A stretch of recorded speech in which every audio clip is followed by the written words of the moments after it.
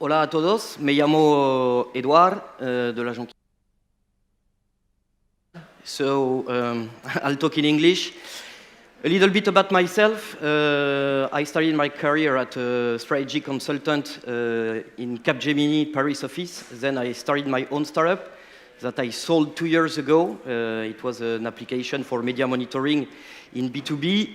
And now I'm a VP of Marketing and Product at SlimPay, which is a European fintech startup.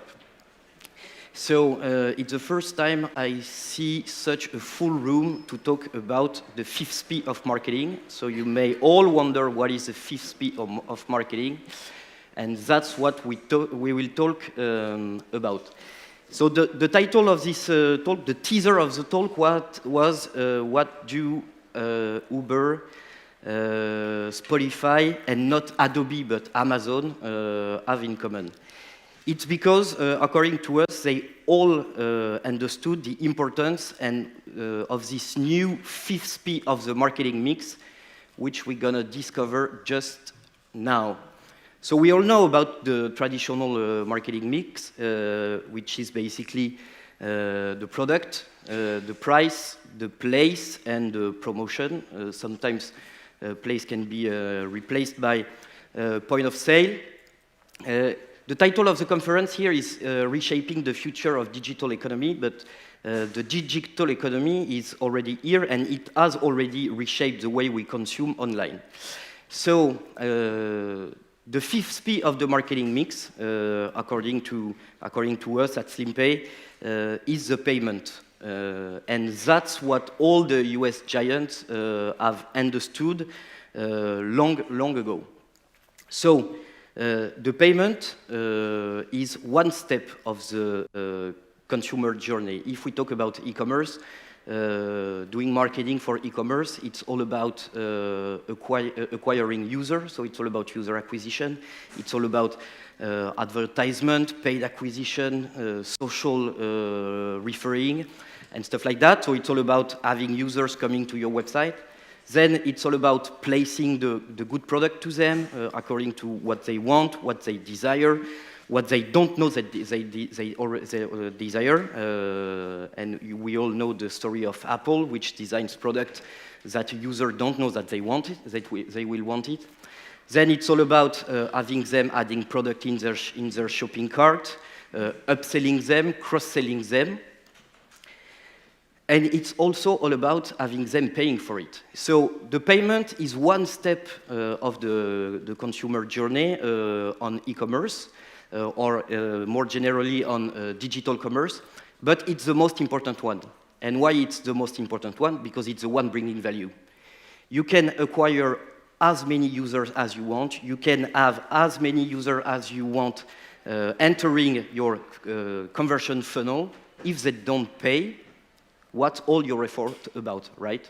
So if you fail at having them converting all your effort in acquiring them into actually paying for your service, for your good, for your subscription, all your effort worth nothing, right? So this is why we strongly believe that the payment is one very important thing in the marketing mix today at the era of digital commerce. And it's not more important than the place, it's not more important than the product. If you have a shitty product, you won't sell it. If you have a bad distribution, you won't sell it. If you have a bad customer journey, you won't sell anything. But if your customer doesn't buy because they failed at the payment step, all your effort worth nothing. So this is especially true for 2 types of company. And this is why we're going to talk today about Deezer. I don't know if you all know Deezer, but we could also talk about Spotify. And we talk about Netflix, but we'll also talk about Amazon, and we also talk about Uber. So the way we consume online has drastically changed in the recent years. Why is that? It's because there is a fundamental shift in the way we, as consumers, buy product. If we take the case of Deezer or Spotify, we don't buy any more music. What we buy is a right to access to some content. And in that way, we don't own the product, but we rent the product. We rent an access for unlimited streaming, but we are not owner anymore. We just have an access. And it's the same for Netflix. We don't download anymore movies, step one by one, like paying 10 euros for having a movie physically stored on a hard drive. With Netflix, we purchase an access to unlimited catalog of stuff. So this fundamental shift is the possession economy, the ownership economy, to the subscription economy. And what's interesting is that this subscription economy now applies to several verticals. So it applies to digital goods, such as music or a movie, but it also applies to physical goods, such as a car.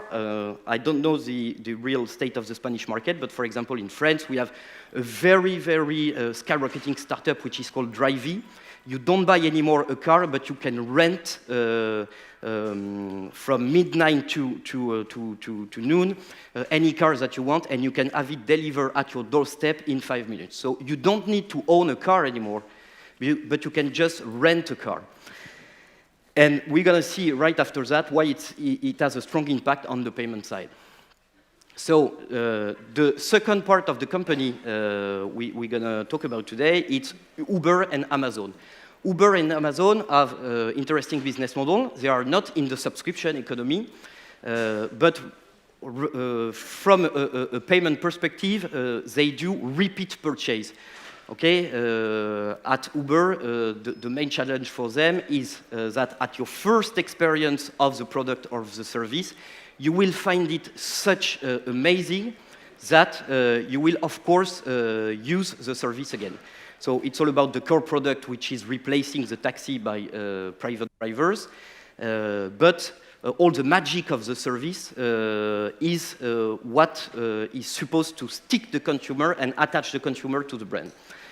For Amazon, it's a bit different because at Amazon, you can find whatever products that you want, but the customer experience is not completely wow. It doesn't generate a wow effect, but what generates a wow effect is the fact that you can find anything that you want on Amazon. And from a payment perspective, again, it's not subscription, but it's payment as you go. It's repeat purchase. And the whole thing about Amazon is that they want you to buy again. And to do that, part of several steps of their marketing mix, product, place, promotion, and distribution, they have very intelligent approach about how payment may fit into the whole customer journey. So payment really becomes an element of the marketing mix. And Amazon is the first giant to have adopted the one-click payment. At Uber and at Amazon, and more especially on the subscription economy, the beauty about payment is that you never see it. And the whole purpose of what to make with this payment step, which is basically the most painful step, right? Nobody likes to pay, nobody wants to pay, nobody wants to take some bills or to have money withdrawn from his bank account because it's not something that you like. But the beauty of this is that for all these players, the payment has disappeared.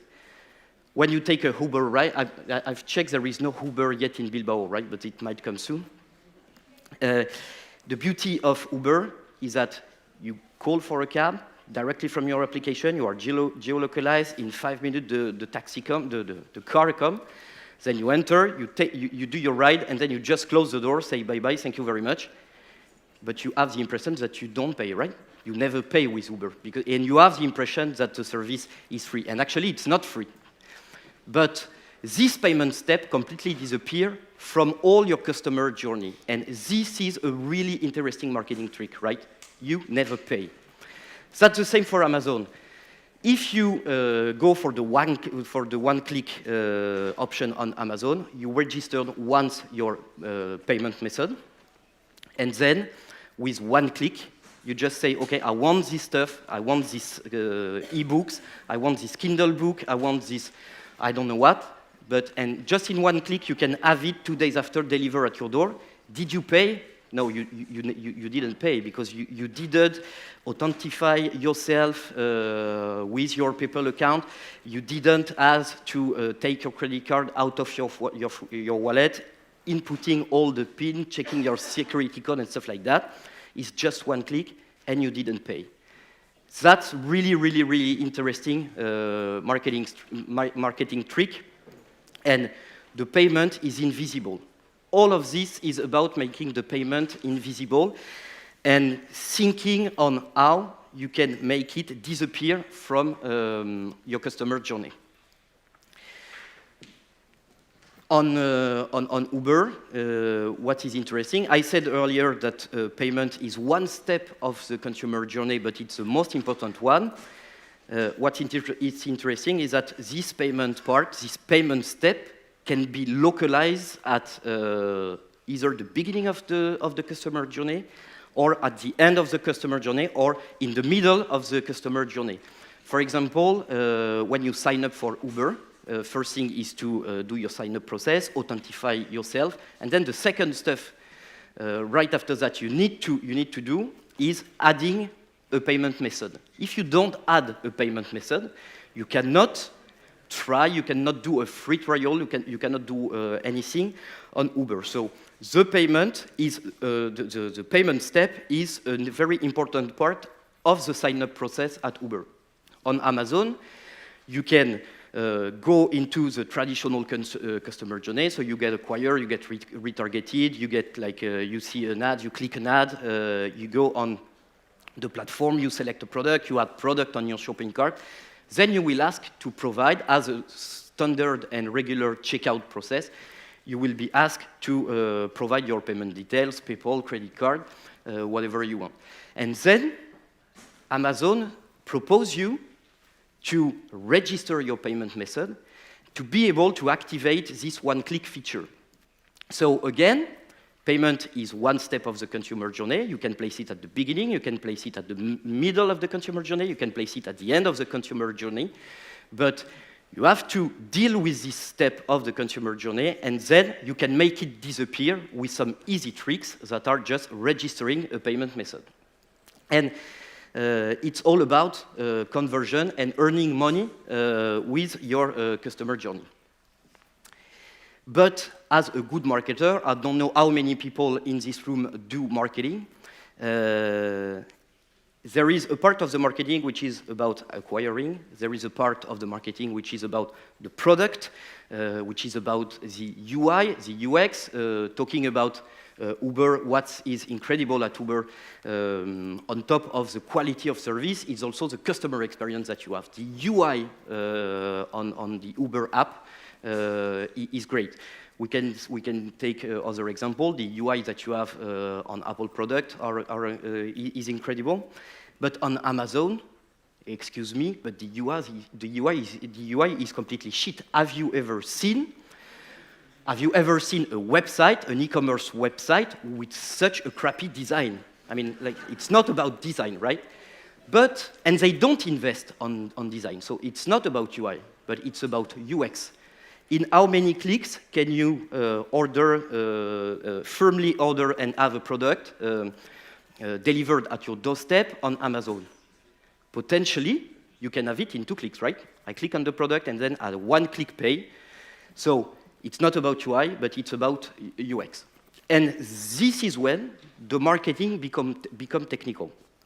Because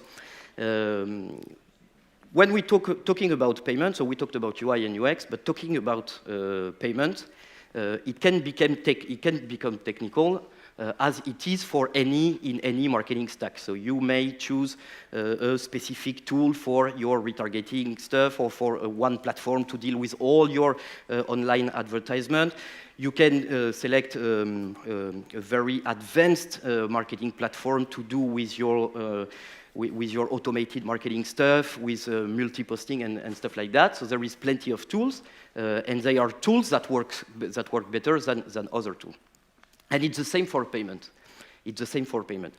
There is a lot of payment method worldwide.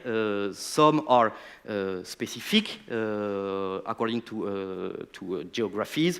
Like we know that in emerging countries there is a form of payment that is very popular. It's a mobile payment, so you pay with an SMS. So it means that your payment is withdrawn from your telecommunication bill. So this is called carrier billing. But in India, nobody pays with a credit card. Do you know that in Germany is only like 1,000 kilometers from here. In Germany, the first payment method for online commerce is not credit card, and it's not PayPal. It's direct debit. Do you know direct debit? In Spain, in Spanish, it's called domiciliaciones bancarias, something like that. That's the first payment method in Germany in terms of percentage of the whole money spent online. I mean, that's strange. Direct debit for paying online. So this is where the payment becomes technical. Because having a payment that works, it has to take into account three stuff. The first one is your business model. If you do repeat purchase or recurring businesses, in Germany, credit card might not be the payment method that we choose. I don't know if it's the same in Spain, but in France, we have something special with the credit card, is that the average lifetime of a credit card is 2 years. Every 2 years, it means that if you have an active subscription with your credit card, every 2 years, you will have to renew your credit card details because those will expire, first thing. Second thing, if you lose your credit card, or if your credit card gets stolen, you will block your credit card, and then you will have again to renew your subscription detail. If you are a consumer, and if you have a PayPal account, how often do you put money on your PayPal account? If you have not linked your credit card or your bank account to your PayPal account, it may, and you forgot to put money on your PayPal account, at some point your PayPal account won't have any fund, and you won't be able to pay. So depending on your business model, depending on the various payment methods that you will have that you will select to your website according to your use case, your technical performance on payment can vary. This is a screen capture of the payment methods that are proposed by Deezer. Deezer is a French competitor of Spotify. I guess Spain is one of their top countries in Europe. So Deezer offers 4 payment methods. So the first one is credit card, Visa, MasterCard. There is American Express, which can hardly be considered as a credit card, but like, I mean, that's considering the fees. Then they offer PayPal, and they offer a fourth payment method, which is the payment via IBAN. Do you know? Does anyone know what is payment via IBAN? It's exactly what we talked about. It's direct debit, domiciliaciones bancarias. Sorry for my accent.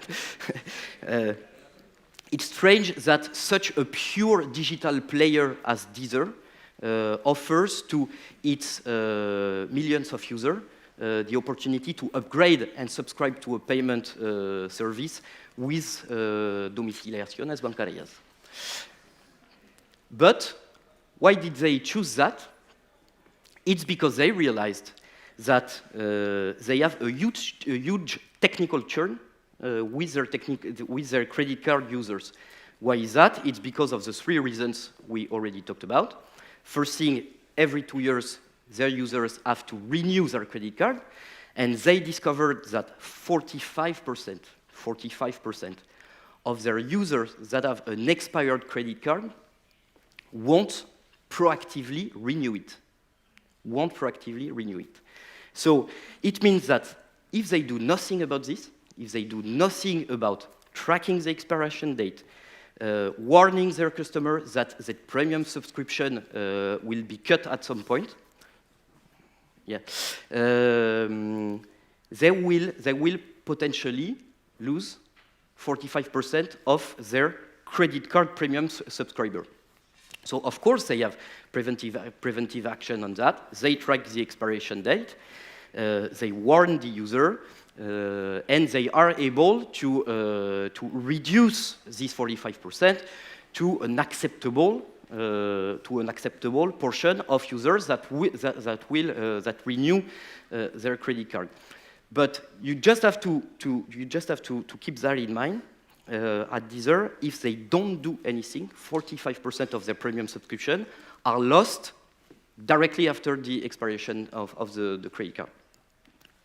Expiration of the credit card. But if you lose your credit card or if your credit card is stolen, this is blocked, right? So same causes does the same effect. They also have to warn and proactively warn their customers in that case. And the last thing, so it's not really true for Deezer because the average purchase is less than 10 euros, but on a credit card, there is a monthly limit, right? And in France, taking the Deezer use case, the average limit in France is like 2,000 euros per month in terms of running reserve of a credit card.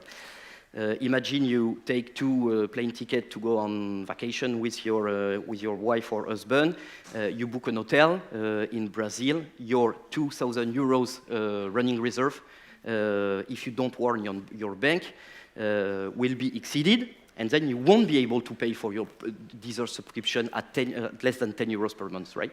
So it's all about to say that the payment as the fifth P of the marketing mix can also have an impact on the lifetime value of your clients.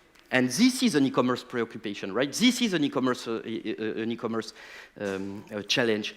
How to increase the lifetime value of my customer. So I can increase the lifetime value of my customer by improving my product, offering them some new stuff to buy, cross-selling them, upselling them. But I can also increase the lifetime value of my customers by selecting the right payment method according to my business model and the product or service that I'm selling.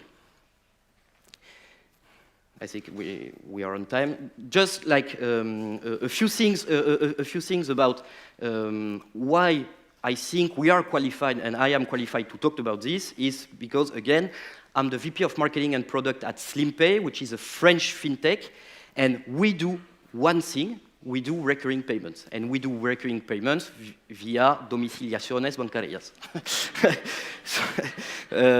So we are HQ in Paris, we have 50 people, we have an office in Madrid, one in Berlin, one in London, one in Amsterdam. We just raised a significant Series B round, we have 2,000 clients. We have a booth just over there, so we'll be happy to help you improving your lifetime value and selecting the right payment method. And I guess that's it for now. Thank you.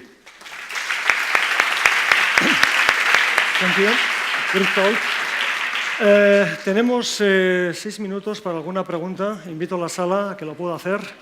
Para gente valiente sin complejos de hablar inglés. Allí tenemos uno. Perfecto. Mm-hmm. Are there requirements to get into the IBAN payment complicated? I mean, they have to sign something physically, or training requires sometimes to have Adobe connected with Atari, you need to sign something? If you want to do it the right way, in Europe, in the SEPA area, single euro payments area, 34 countries in Europe, the EU states that you need to have a proper and valid e-mandate. Like mandate, it's basically the authorization that your customer gives you to debit money directly on his or her bank account. So if you want to do it the right way, you have to do this. But how it can fit in a proper marketing mix, it's while the EU states you have to get a proper mandate, it's not anymore paper mandate. You can a digital signature is accepted, so it means that you can easily make this a seamless and frictionless electronic payment journey. And it's basically exactly the same as a credit card payment. You just input your IBAN or account number. And then you just sign electronically a mandate. At SlimPay, we propose two solutions. The first one is electronic signature via SMS. So it's pretty similar to a 3DS credit card secured payment. Or on mobile, you can just sign with a Touch ID fingerprint because this biometric identification is accepted as an electronic signature. So, in terms of customer journey, it's not more complicated than a credit card payment. And a second question, if I'm allowed, do you see more chargebacks for the IBAN compared to the credit cards? Because in Spain, at least, it's easier to charge back. You know, you go on your bank. What's the regulation? Also, a little bit. It's different. How much time do you have to do that as a customer?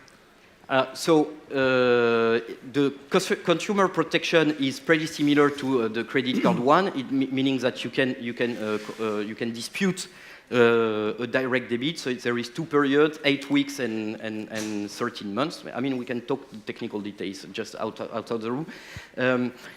Do we see more chargebacks than other payment methods? I wouldn't generally reply to this question because it really depends on the industry you are in. If you are in SaaS, if you are to subscribe to Spotify or to Deezer, basically it's a proactive buying from your side. So in this type of vertical, there is not that much chargeback. But if you pay electricity with direct debit, you can have some chargeback. So there is no one truth. It really depends on the industry you are in. Thank you very much. Your time is up, so okay. See you. Thank you.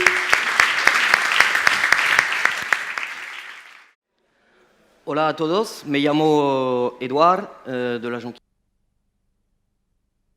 So I'll talk in English. A little bit about myself. I started my career at a strategy consultant in Capgemini Paris office. Then I started my own startup that I sold 2 years ago. It was an application for media monitoring in B2B. And now I'm a VP of Marketing and Product at SlimPay, which is a European fintech startup. So it's the first time I see such a full room to talk about the 5th P of the product, the price, the place, and the promotion. Sometimes place can be replaced by point of sale. The title of the conference here is Reshaping the Future of Digital Economy, but the digital economy is already here and it has already reshaped the way we consume online. So the 5th P of the marketing mix, according to us at SlimPay, is the payment. And that's what all the US giants have understood long ago. Of Apple, which designs products that users don't know that they want it, that they will want it. Then it's all about having them adding product in their shopping cart, upselling them, cross-selling them. And it's also all about having them paying for it. So the payment is one step of the consumer journey on e-commerce, or more generally on digital commerce, but it's the most important one. And why it's the most important one? Because it's the one bringing value. You can acquire as many users as you want. You can have as many users. So the payment is one step of the consumer journey. If we talk about e-commerce, doing marketing for e-commerce, it's all about acquiring users. So it's all about user acquisition. It's all about advertisement, paid acquisition, social referring, and stuff like that. So it's all about having users coming to your website.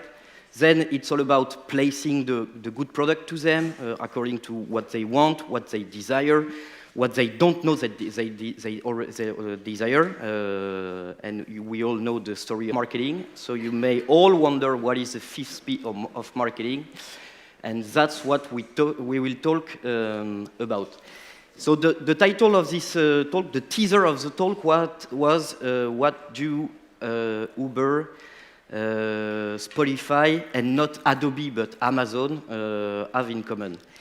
It's because, according to us, they all understood the importance and of this new fifth P of the marketing mix, which we're gonna discover just now. So we all know about the traditional marketing mix, which is basically